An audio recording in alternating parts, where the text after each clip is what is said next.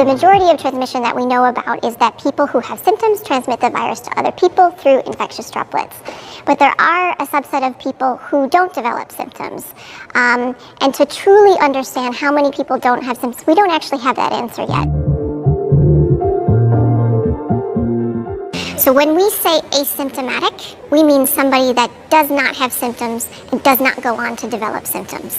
Truly no symptoms. We know a number of them who are reported as asymptomatic actually may have mild disease. They may go on to develop symptoms. They may not quite register that I'm sick. I just feel a little bit unwell.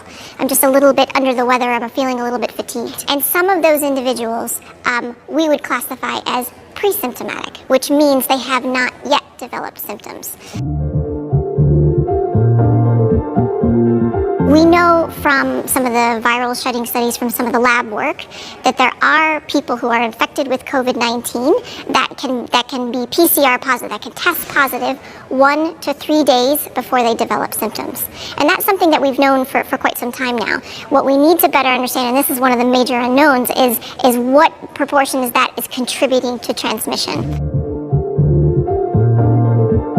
When you sing, or you're shouting in a nightclub because you can't hear your friend and you're saying, can you hear me? And you're close by and you're projecting your voice at someone, then it's clear that in that situation, if the virus is present in your upper respiratory mucosa, then there's every likelihood that you can project that virus.